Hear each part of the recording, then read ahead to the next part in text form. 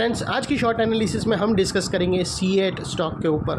दोस्तों, ये stock beginning of this year January 2024 से करेक्शन के अंदर चल रहा है। मोटा मोटी देखो तो दोस्तों इसने पूरे 6 महीने यानी पूरा आधा साल करेक्शन में बिता दिया, और उसमें भी दोस्तों 6 महीने में 4 साल तो इसने सिर्फ प्राइस वाइज करेक्शन दी, और 2 साल इसने एक टाइम वाइज करेक्शन देकर एक बॉटम बनाया, बेस बनाकर ब्रेकआउट किया है। फिलहाल अभी आप देखो स्टॉक के अंदर तो दोस्तों मल्टीपल पॉजिटिव फैक्टर्स एक साथ ब्रेकआउट हुए। स्टॉक के अंदर दोस्तों एक डाउनवर्ड स्लोपिंग पैरेलल चैनल थी जिसके अंदर बहुत ही स्ट्रॉन्ग डाउनसाइड करेक्शन लाई थी। अल्टीमेटली स्टॉक ने दोस्तों वो डाउनवर्ड स्लोपिंग पैरेलल चैनल को अपसाइड में विथ हाई वॉल्यूम ब्रेकआउट देके सस्टेन क्लोजिंग कर दी।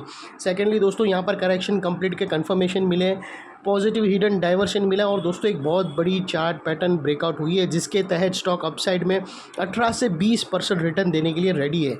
लेकिन दोस्तों इसमें कोई भी मेरी बाई सेल होल्ड रिकमेंडेशन नहीं है, ये प्योरली एजुकेशन पर्पज़ से आप लोगों से शेयर कर रहा हूँ। फ्रेंड्स, आप लोग देख सकते हो कि ये वो टॉप एरिया था जहाँ से करेक्शन स्टार्ट हुआ था, और यहाँ पर आप देख सकते हो कि ये एक डाउनवर्ड स्लोपिंग पैरेलल चैनल जैसा स्ट्रक्चर था। और जब तक दोस्तों ये डाउनवर्ड स्लोपिंग पैरेलल चैनल के अंदर स्टॉक था, स्टॉक के अंदर back to back lower lows hit हुए। अगर आप देखो दोस्तों तो पहला लोअर लोज यहाँ हिट हुआ, सेकंड लोअर लोज यहाँ हिट हुआ, थर्ड लोअर लोज यहाँ हिट हुआ, और जैसे ही दोस्तों ये downward sloping parallel channel upside में ब्रेक हुई, इसने मल्टीपल हायर हाइज को एक साथ ब्रेक करके अबाउट सस्टेन क्लोजिंग देकर कंफर्म कर दिया करेक्शन इज़ कंप्लीटेड।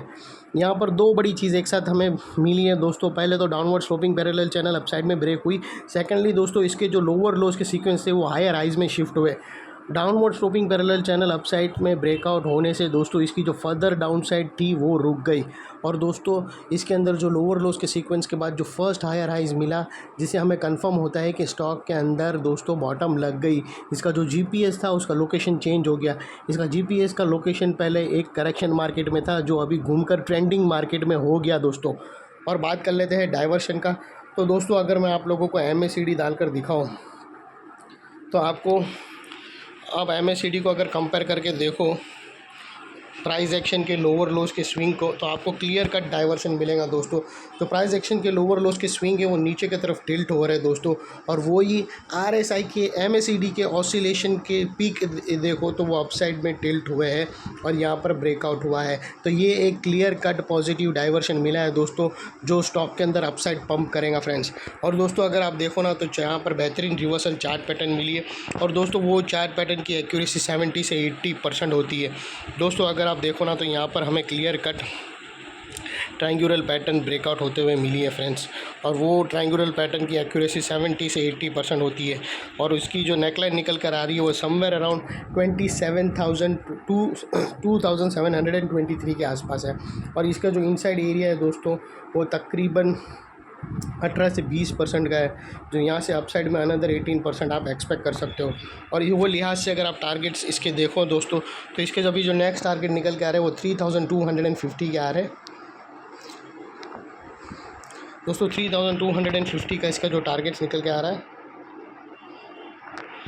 और उस टारगेट के बीच में दोस्तों स्टॉक के अंदर कुछ रेजिस्टेंस है जो स्टॉक फेस करेगा, वो यहाँ पर है जिसको हम ब्लू में कर देते हैं।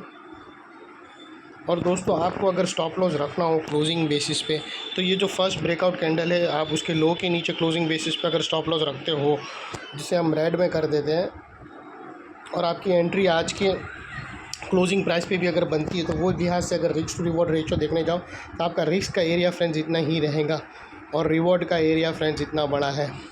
ये ऑलमोस्ट 1:2 का रिस्क टू रिवॉर्ड रेशियो है जो काफ़ी फेवरेबल है फ्रेंड्स। और दोस्तों ये जो नेकलाइन के पास का एरिया है वो बहुत ही इंपॉर्टेंट एरिया है फ्रेंड्स, क्योंकि यहाँ पर अगर आप देखो ना तो मल्टीपल चीज़ एक्शन में हमें आते हुए देखी दोस्तों। यहाँ पर हमने हमने नोटिस किया downward sloping parallel channel upside में ब्रेक हुई।